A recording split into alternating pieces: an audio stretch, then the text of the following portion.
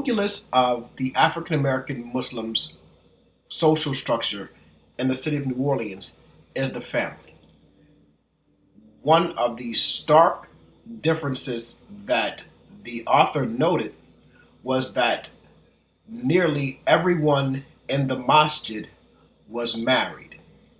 In the black community, 68, almost 70% of black households are headed by a single parent, mainly a single black mother.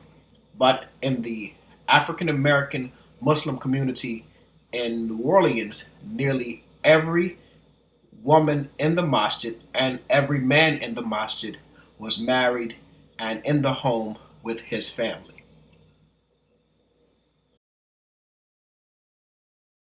The families tend to be very close knit, and different individual families tend to have a close relationship with each other.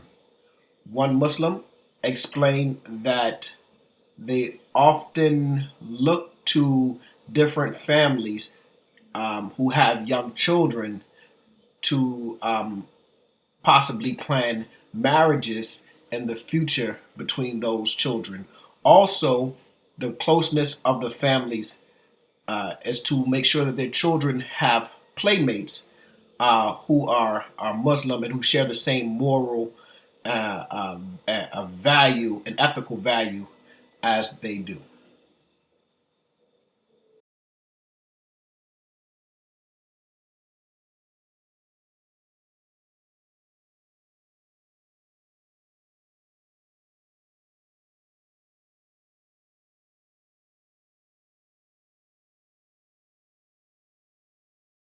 The imam of the masjid is similar to the pastor of a church.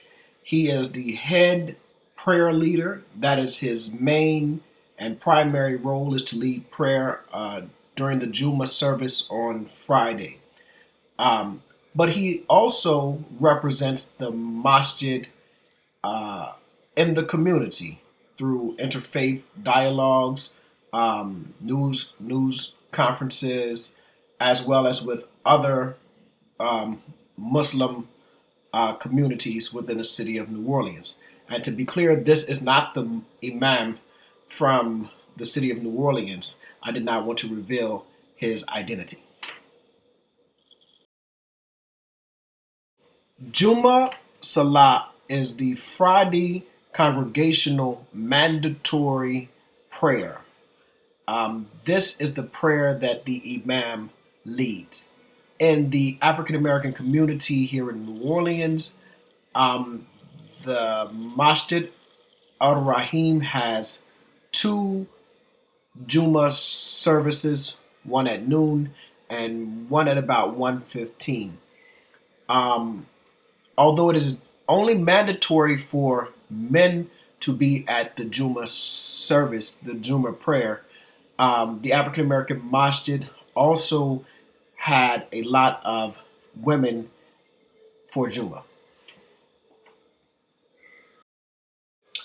The women in the Masjid appear to be very active and very involved. There is a Sunday morning breakfast that is open to anyone in the community and is meant to feed those in need. And the women are there cooking as well as serving.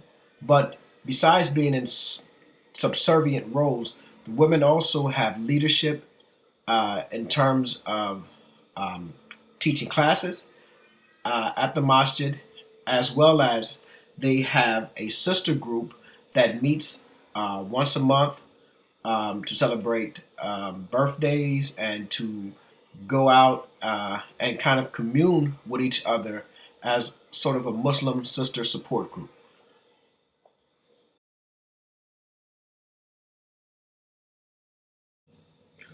When discussing ontology with the Muslims, um, there were several answers to the questions of origin, but they all were pretty much the same. Um, Allah is the creator, everything else is the creation. So I would like to insert here um, a Muslim brother responding to the question.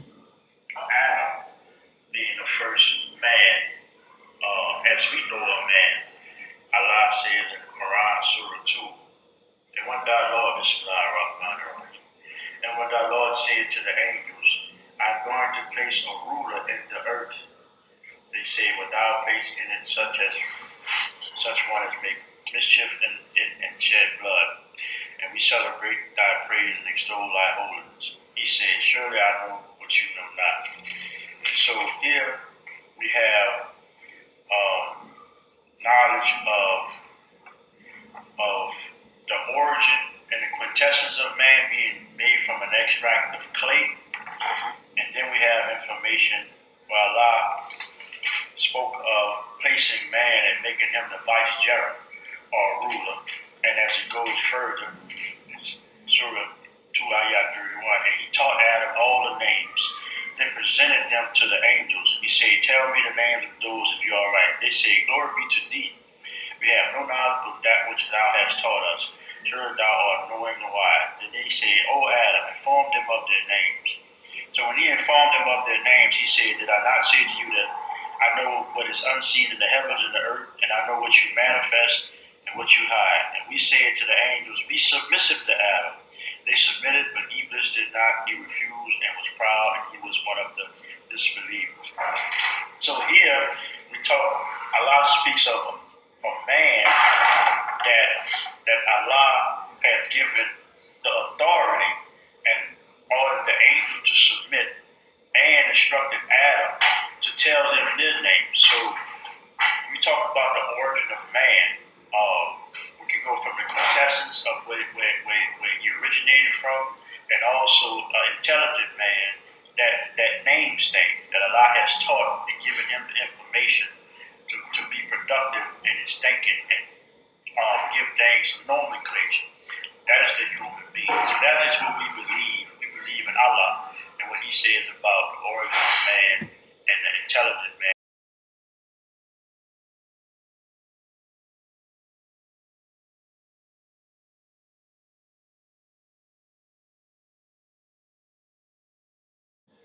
When asked about the nature of God, the Muslim brother explained this.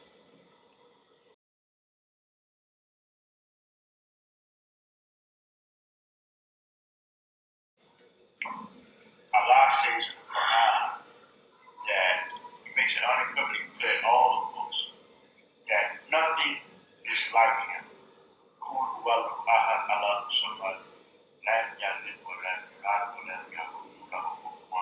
Say he Allah is one. Allah is he. We all must admit. He gets nor is he begotten, and nothing is like him. So when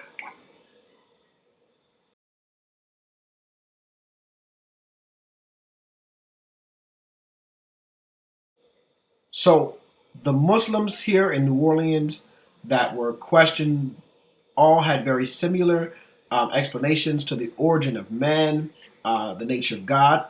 Allah is the creator, and everything else is the creation. Adam is a creation of Allah. What we can find similar to the Islamic origins of man and the Christian origin of man, um, Adam is mentioned. There is Adam in the Bible and the Quran. Adam is in the garden. What is different, as it was explained, is that whereas Adam sinned in the Bible and fell, and sin entered the humanity, and in Quran, Adam is forgiven by Allah, and he is considered the first prophet.